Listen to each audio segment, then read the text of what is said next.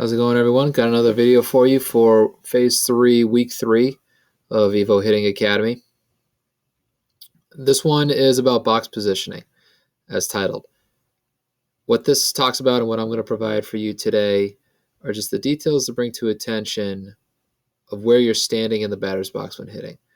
But I'm also going to add on some details that need to be put into consideration as your stance and why you have in the batting stance that you're in relative to your position relative to the home plate.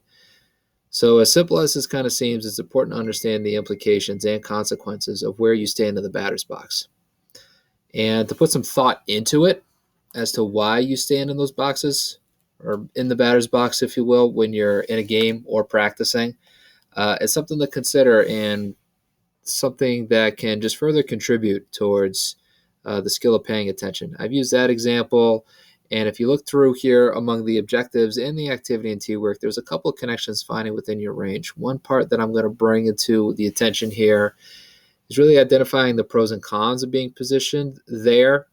By that, it's talking about from there in the spot in the batter's box of where you hit and the ramifications that come with it. So in order to find those pros and cons, you need to find your ranges.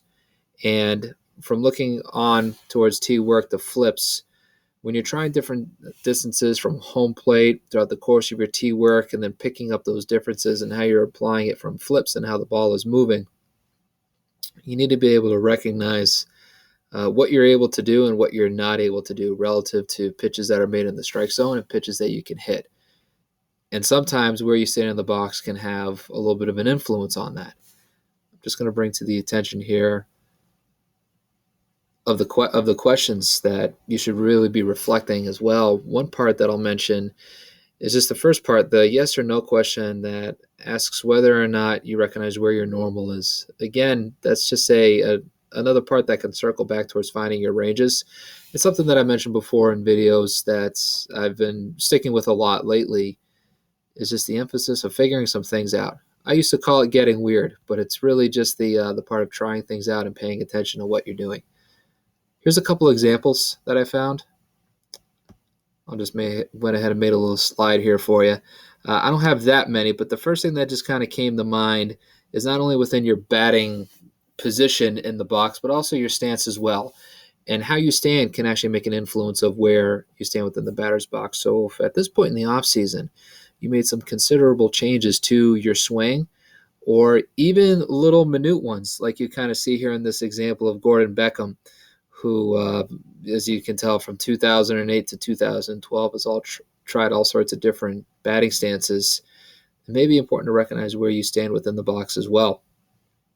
This is an image that I found when I was just trying to Google Cal Ripken batting stances. For the older ones that may be listening to this, you know exactly what I'm talking about. Cal Ripken was well known for always changing his batting stance. Jackie Bradley is kind of one that's considered to change his batting stance around here and there as well, all within the process of figuring out. This other example, as you can once again just excuse my grainy gifs that I produce here, just enough to basically make the point. This lesson reminds me of something I saw on Twitter about Deion Sanders. And I wasn't able to find the video here, but I was just able to look up a video of him in his batting stance that was connecting with what he was actually talking about in the video. And in his level, where he's played at in the major leagues, one thing that he mentions in the video is the effectiveness of pitches at the major league level, where sometimes pitches can look like a strike and it's not a strike, and sometimes it can look like a ball and it's actually a strike. So what helped him in this situation as a lefty and in his stance, he would hit from an open hitting stance, and then when he would get into his gather, his front foot would go up and then he would land a little closed.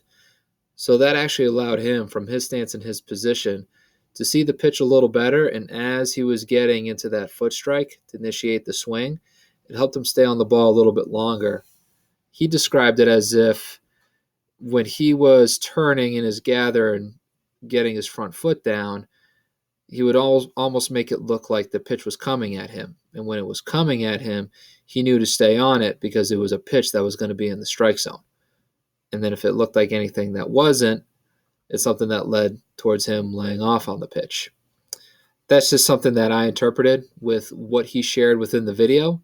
And as you can kind of see an example within the GIF that I have created here, where in his open stance and how he lands closed, from watching it over and over again, you could possibly create the feel that Deion Sanders explains and that you see here in the video.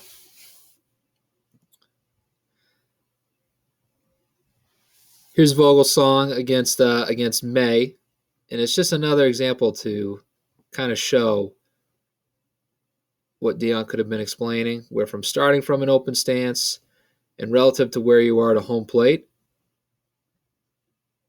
can create some improvements or consequences. It really is all a part of the part of your practice and what you're paying attention to. I say consequences with a little bit of a joke because I found this video just from YouTubing filthiest pitches in baseball, and May would definitely be one of them on a pitch that may look like it's coming back into the strike zone, and with enough spin, it actually does go into the strike zone maybe for a little bit, but not much long. Produce a swing and miss. But what might be the most relevant thing for most of you that could be watching this video actually connects with a little bit of a story with not just with this video, but also a conversation I had with a hitter just the other day. So this video is from Twitter. This is from a coach named Kyle Wagner, and I don't know him personally, but I just know from following him and his content on Twitter, it's the good side of Twitter. He's a very good contributor to the baseball community through his coaching and his philosophies. And I just I cut out the video and I just produced a short GIF because I thought this was the most impactful part. And this was a point that he was making in regards for winning practice. And this is where I could really start for some of you here, just to further contribute paying attention. So he showed this batting tee drill where he would first imagine like he's flipping a ball and just call inside and outside. And then the batter would take a swing and hit the ball on whatever pitch that was called. And he made the emphasis of where a lot of hitters will try to win practice.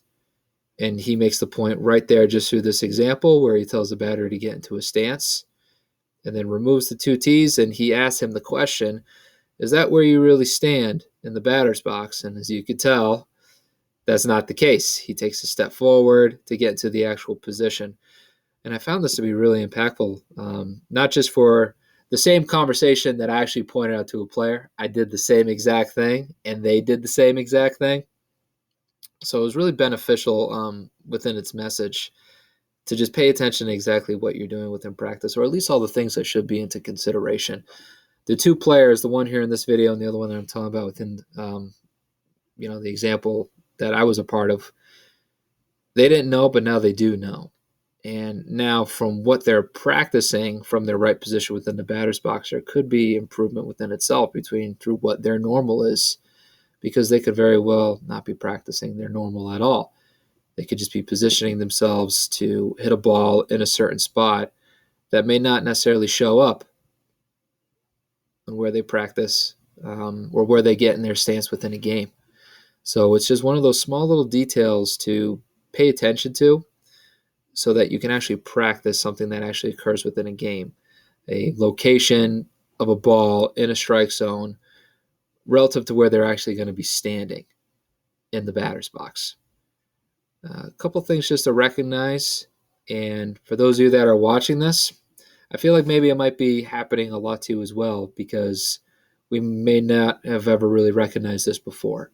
And now, hopefully, the next time when you're going through your tee work and then your flips, you can start practicing some things a little closer to what you're actually going to get relative to where you stand in the box at home plate. So that's what I wanted to show you. That's all that I have. If you guys have any questions, you know to reach out. Thanks. Have a good one.